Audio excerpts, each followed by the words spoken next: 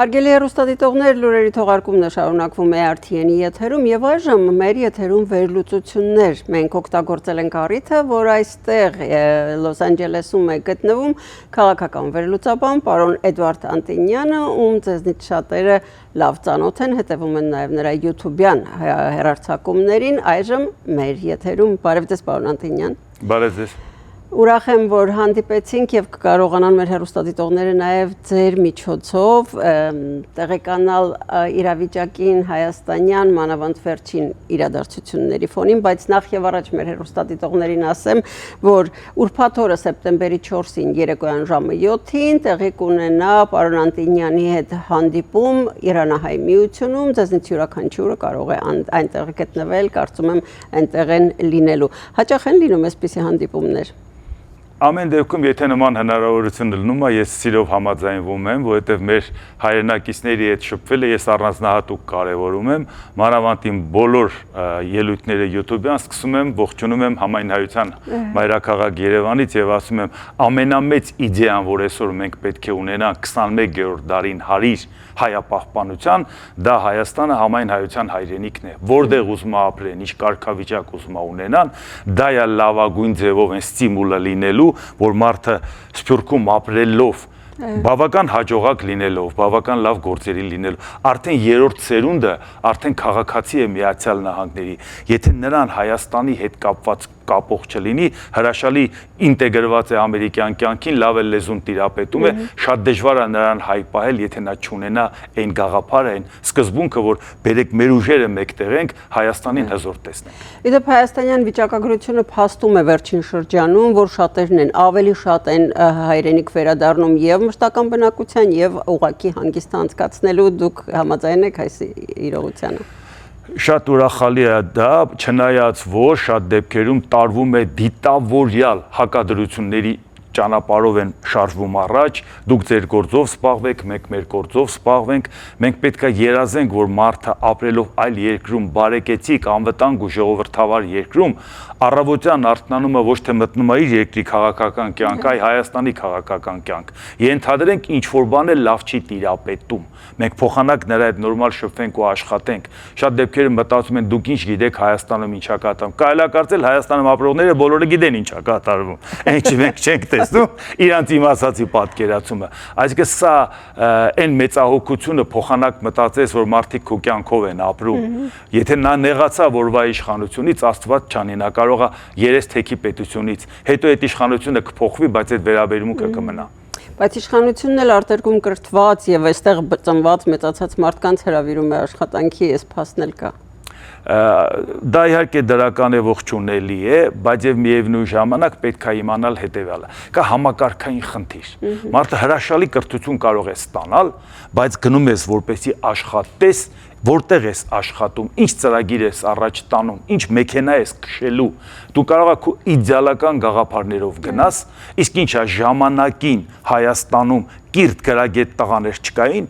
ֆրակով ու սպիտակ ձեռնոցներով եւ թիթեռնիկով նստած քաղաքականություն էին վարում եւ արդարացնում լիսկայապետությունը,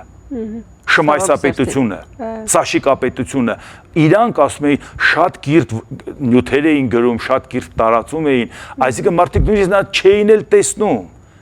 բայց նրանք այդ իրանց գրագիտությունը ծառայացնում էին արդարացնել դա, այսինքն դրա համար մենք տեսնենք ինչ պետություն ենք ուզում կառուցել, ինչ հայեցակարգ ունենք, ինչ ճանապարհային քարտեզ եւ նոր մտածենք իսկ ով է այդ մարդը, որ այդ ծրագիրը պետք է իրականացնի։ Դուք էլ այստեղ գտնվելով երեք տեղեկացաք ինչ տեղի ունեցավ Հայաստանի Հանրապետությունում, ձերբակալություններ, արդեն հայտնի են որոշ մարդկանց կալանավորելու մասին փաստերը,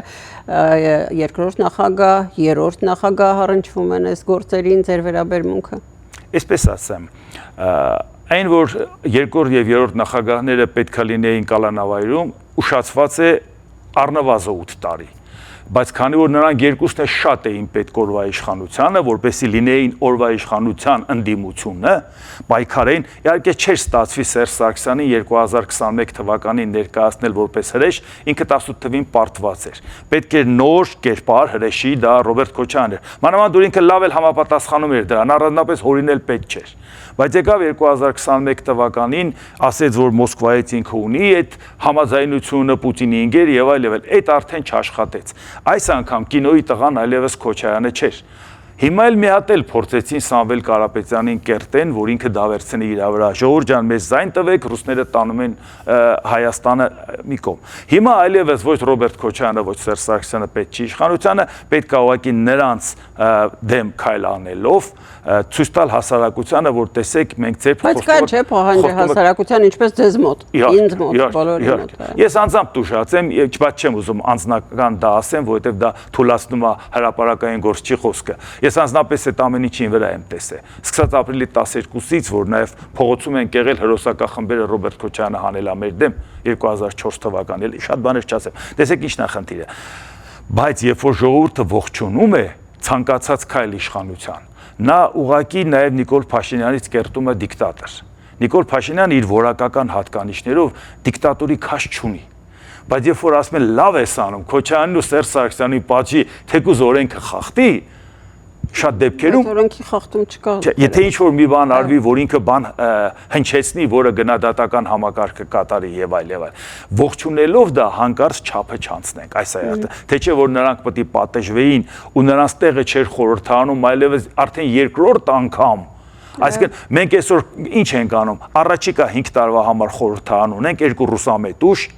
մի հատ էլ իշխանություն, որը չգիտի ուր են գնում, ասում է բոլոր տեղերը գնում են։ Դե ցավոք սրտի, գուցե ընդդիմությունը, ոչ միայն առողջ ընդդիմությունը, այնքան էլ չի կարողանում համոզել ժողովրդին, այստեղ էլ խնդիր կա, չէ՞։ Համոզելու խնդիրը որն է, երբ որ մարդիկ ֆանտաստիկ ռեսուրս են դնում, մեդիա ռեսուրս, ֆինանսական ռեսուրս, իշխանությունն էլ վարչական ռեսուրս, եւ ցանկացած դեպքում անում են ամեն ինչ, որ մարդու խոսքը տեղ չհասնի։ Այդ ժողովուրդը պետք է ֆիզիկապես ճանաչի, չէ՞ որ ընտրի։ Հարց է առաջանում։ Սամվել Կարապետյանը մի հոդաբաց նախադասություն չի կարող ասի ոչ հայերեն, ոչ ռուսերեն։ Բա նրան ոնց գնացին այդքան ձայն տվին, որովհետև ինքը փող ունի։ Իսկ ինչ գաղափար, ինչ ծրագիր էր դա։ Ասում են դե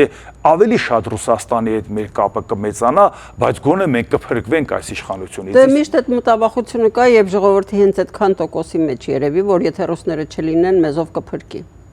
Դա էլ շատ 70 եւ ավելի տարիների դաստիարակություն։ Դա էլ շատ կեղծ թեզեր են, որովհետև իրականում Ռուսաստանը այն ինչքան մեծ վնաս տվել է, ես դրա համար միշտ փաստարկված եմ ներկայացնում, որովհետև որևէ մեկը չմտածի ես հակառուսական ինչ-որ քարոզ եմ անում։ Իմը փաստեր ու փաստարկներ են։ Հայաստանը անկախ պետականություն ստացել է, երբ որ Ռուսաստանը որոշել է Բելավեսկայա Պուշչայով խորհրդային միությունը լուծարել, եւ հետո Պուտինը խոստովանել է դա մենք արեցինք արևմուտքին հաճոյանալու համար։ Բա մեզ թողեցիք Թուրքի բերան։ Այդ ժամանակով էր մեր սահմանը պահում խորհրդային միության բանակը, ում էր ինքը երթում տվել, որ պետք է պահի, երբ որ այդ երկիրը չկա։ Այսինքն դուք դրանից հետո Հայաստանից եք նեղանում, դուք ընտրել եք եվրոպական ինտեգրացիան, ասել եք մեր արտաքին քաղաքական վեկտորը Եվրամիությունն է, երկրորդը Ամերիկան, երրորդը նոր ԱՊՀ-ն։ Բա մեզ ոնց եք մեղադրում դեպի Եվրոպա գնալ, եթե դա ձեր ծրագիրն էր, բայց օկուպացրեցիք Ղրիմը, թեքվեցիք դեպի Թաթարստան։ Լավ, ձեր վերլուծական միտքը ինչ է ասում, այսօր ինչ կարող են, ուր կարող են տանել մինչև այս Ռուսաստանից հնչող սպառնալիքները։ Ռուսաստանից հնչող սպառնալիքների դեմ առնելու լավագույն տարբերակը նաև մենք պետք է մտածենք, որ արտախորհրդարանական ուժերն շատ անելիք ունեն, որովհետև արդեն խորհրդարանից սպասելիք չկա, եւ բացի դրանից հասարակության հետ շատ լուրջ աշխատանք, սա նեղանալու տեղ չի, ասենք դե որ մեզ չընտրեցիք, մենք է գնացինք մեր տունը, ինչ ուզում եք արեք։ Մենք հիմա այսօր պետք է շատ ակտիվ ձևով քայլեր անենք, պարտադիր չի որ դա ես անձամբ չեմ վստահում, որ Հայաստանի իշխանությունները մեզ տանում են Եվրոպա, բայց եթե մենք իրական ուզում ենք որ դա տեղի ունենա, մենք պետք է շատ լուրջ քայլեր անենք։ Հնգամյա ծրագրի մեջ գրած չի, որ Հայաստանը տանում են դեպի Եվրոպա, բայց գրած է տանում են Շանհայի համագործակցության կազմակերպության։ Բայց երեք հայտարարեց Փաշինյանը, որ մենք արդեն հայտ ենք ներկայացնելու Եվրոպական։ Այո, հենց դա է հարցը։ Հնգամյա ծրագիրը հրապարակում ես մեջ այդ մասին չկա, 5 օր հետո հայտարարում ես, որ միանալու ենք։ Դա շատ օրինակ չի, բացի դրանից գրում ես հնգամյա ծրագրի մեջ եւ Շանհայի համագործակցության կազմակերպությանը միանալը, որը անհամատեղելի է Եվրամիության հետ։ Այն երկրները, որոնք ցանկացել են Շանհայի եւ BRICS-ի հետ հարաբերություն լավացնել, Եվրոպայից ասել են, նույնիսկ տեխնացուի կարգավիճակը մենք կդադարեցնենք, որովհետեւ մենք հակառակ ճամբարներում ենք։ Մենք հայտ ներկայացնենք։ Բայց մի՞թե ներողություն հանրաքվեն հակառակ կարծիքի կբերի։ հանրակվեն, Այո, բայց այսօր հանրավեի կարիքը չկա։ Նույնիսկ եթե լինի, չէ՞ որ ժողովուրդը ուզում է դեպի Եվրամիություն։ Չէ, ժողովուրդը հասարակության կեսից ավելին ուզում է Եվրամիություն, բայց հանրակվեն այդքան ակտիվ չի լինում։ Կոնկրետ ուժ չես ընտրում։ Մարդը պետք է գնա ինչ-որ գաղափարին ձայն տա, չէ՞ կարող է այդքան ներկայություն չապահովի եւ դա տապալվի։ Հարգելի հեռուստադիտողներ, այնքան կարելի է խոսել պարոն Անտինյանի հետ, դուք այդպիսի հնարավորություն ունեք, բարեբախտաբար, ուրբաթ օրը սեպտեմբերի 4-ին, երեկոյան ժամը 7-ին Իրանահայ միությունում նրա հետ հանդիպմանը, այնպես որ նկատի ունեցեք, եւ եթե կուզեք ինչ-որ կերպ եզրափակել մեր այս զրույցը, որը կոնկրետ հստակ մի բանի մասին չէր, այլ ամեն ինչի մասին կարող եք խոսել պարոն Անտինյանի հետ։ Ես ինձ համար շատ կարևոր եմ համարում Հայաստանի համար այն արժեքները, որը կարևոր է 21-րդ դարին մրցունակ ընտանիք ունենալ, հասարակություն ունենալ, պետություն ունենալ, այսինքն վերցնենք մեր ավանդույթներից արժեքավորը, որը ժամանակի քննությունն է բռնել, աշխարհից վերցնենք զարգացածը, համադրենք իրար, ոչ թե հակադրենք, եւ մենք կունենանք այդ մրցունակությունը։ Եվ ամենից կարևորը մենք ունենանք օրգանապես կապված ենք մենք Սփյուռքի հետ, մարդիկ իրանց բարեկամները դրսում, ներսում եւ այլ, այդ օրգանական կապը լուրջ կապիտալ է։ Ու վերջո հասկանանք նաեւ, որ դրսում գտնվող մեր հայրենակիցներից մի քանի հաջողակը չեն, որ մերոնք են մենակ։ Շատ-շատերն եկել են այստեղ, իրանց տեղը չեն գտել, ամաչում են հետ գնալ, տուն-տեղ ծախել եկել են։ Բայց այդ մարդկանց կողքին ով պետքա կանգնի։ Մարդը տեղը չի գտնում այսօր։ Ինչ են ուզում, գնա հանցագործ դառնա, բանտում հայտնվի։ Մենք դա կողքը Հայաստանը որպես պետություն, հայ հասարակությունը Հայաստանաբնակ, նրանք հենց պետքա կանգնեն իրանց կոնկրետ քայլերով այդ հարցերի շուրջ։ Ուրբաթ օրը թերևս ավելի հստակ այս մասին մեր հեռուստադիտողներին կպատմեք, արդեն ուղակի հանդիպմանը, իսկ ես ձեզ շնորհակալություն եմ հայտնում մեկ անգամ եւս այս հնարավորության համար եւ հաջողություններ։ Ես եմ շնորհակալ այս հրավերքի համար։ Այսօր այսքան հարգելի հեռուստադիտողներ, ցտեսություն։